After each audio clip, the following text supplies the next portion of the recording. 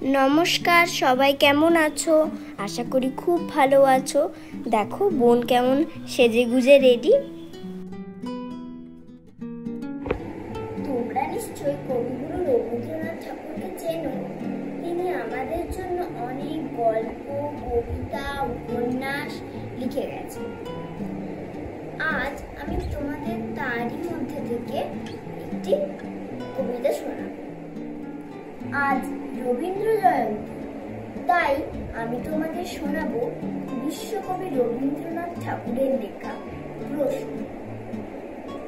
মা গো, আমায় ছুটি দিতে বল, সকাল থেকে পড়েছি যে মেলা।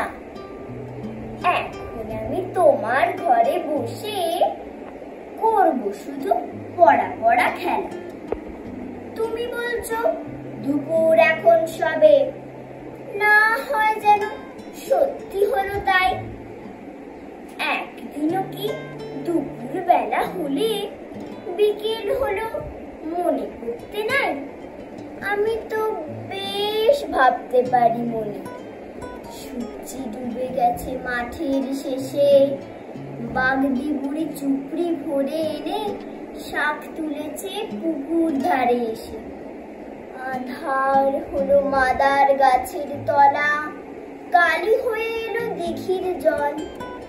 হাটের থেকে সবাই এলো ফিরে, মাঠের থেকে এলো চাষির দল।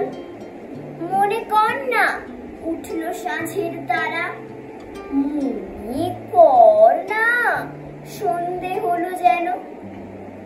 রাতের বেলা দুপুর যদি হয়, দুপুর বেলা রাত হবে না কেন? নমস্কার।